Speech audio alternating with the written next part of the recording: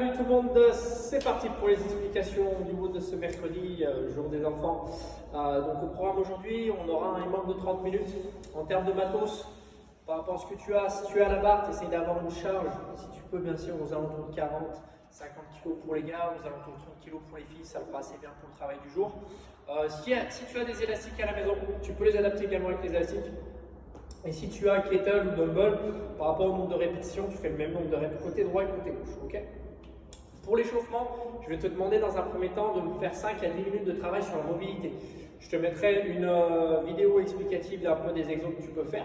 Ceux qui ont l'application Gogo de Mobility, n'hésite pas à aller checker dessus donc pour travailler ta position d'overhead, que ce soit contre le mur, que ce soit au niveau des extensions, au niveau de ta cage thoracique, au niveau de ta mobilité d'épaule. Donc tu prends le temps vraiment de bosser là-dessus, bien de chauffer les épaules.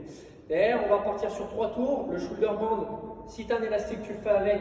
Sinon, une petite bouteille d'eau dans chaque main de 50 centilitres, ça va bien. Le combo, une élévation frontale, tu retires sur le côté, tu ramènes devant, au-dessus de la tête, tu viens presser derrière, tu ramènes et tu viens tirer. Et celui-ci, on fait 5 fois, ok, comme ça. Derrière, tu fais 10 squats sumo. Le squat sumo, pour rappel, c'est les pieds plus larges que la ligne de tes épaules, d'accord? Donc tu viens ici, tu essaies de venir descendre en squat tranquillement.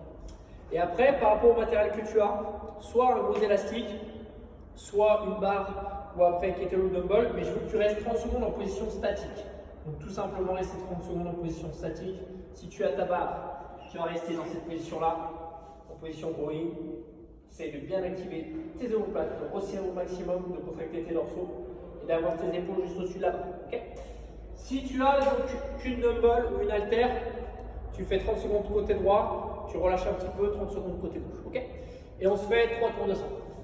Une fois que tu es bien chaud, pour le manque du jour, chaque minute, on a un exo différent. Donc tu auras vraiment du temps de repos par rapport à ça. C'est un peu plus typé en faux. Donc challenge-toi sur des mouvements un petit peu plus difficiles techniquement, comme le overhead squat notamment, les pompes. Essaye de progresser aussi là-dessus. Premier intervalle, donc on aura 20 good morning à faire. Si tu as un élastique, tu le fais avec. Sinon, avec la kettle. Le good morning, si tu le fais avec la kettle, tu tiens la kettle ici, tu viens t'incliner, tu te redresses, ça on connaît. Si jamais tu le fais avec la barre, ta barre, tu vas bien te mettre en position ici de back squat. Tu vas tenir la barre ici, légère flexion, pareil, et tu emmènes. Ok? Donc ça, c'est si tu le fais avec ta barre. Derrière, on aura, deuxième intervalle, 15 push press. Le push press, il faut engager une flexion de jambe. Donc ta barre est arrêtée ici, tu fléchis les jambes, tu tends les jambes dans la continuité où tu tends les jambes, tu viens tendre les bras. Push press. Ok, on ne saute pas. Ensuite, overhead squat. Tu vois un petit peu. Ce que je te demande, c'est pas forcément d'avoir une amplitude complète si tu as des difficultés sur ce mouvement-là. C'est surtout de toujours bien garder le poids dans les talons et d'avoir une bonne position. Et avec le buste droit dans l'idéal, essayer de descendre au maximum par rapport à ta technique, par rapport à ta mobilité. D'accord? Ce mouvement-là, tu peux le faire avec la kettle. Tu en fais 10 côté droit, 10 côté gauche si besoin, ou 5-5 si vraiment c'est trop dur.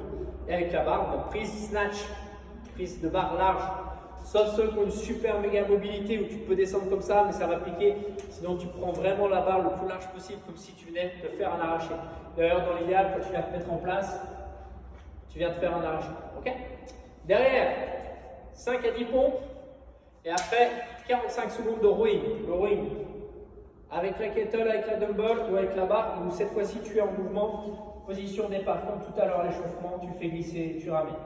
Un mouvement avec une amplitude moyenne et une vitesse modérée. Je ne veux pas que tu ailles vite comme ça sert à rien. Vraiment, c'est de contrôler, si tu peux contracter une seconde ici et tu relâches.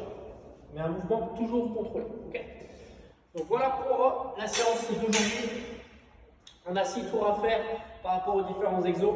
N'hésite pas après à ajouter un petit peu plus de poids si besoin.